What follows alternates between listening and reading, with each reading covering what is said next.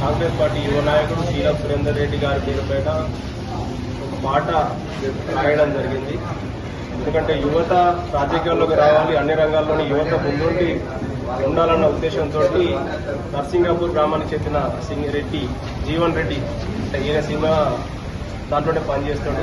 ఈయన ఉత్సాహంతో ఈ పాట రాసి యువత ముందుకు రావాలన్న ఉద్దేశంతో చేయడం జరిగింది. ఈరోజు ఏదైతే సూరికి సంబంధించిన అభిమానులు ఎవరైతే ఉన్నారో ఈ పాటను ఓపెన్ చేయడం జరిగింది. కాబట్టి యువత అన్ని రంగాల్లోనూ ముందుండాలి, సినిమా రంగం కానీ, రాజకీయ రంగం కానీ, విద్యారంగంలోని అన్నిట్లలోని ముందుండే విషయంలోని ఈ యొక్క కార్యక్రమాన్ని చేపట్టడం జరిగింది.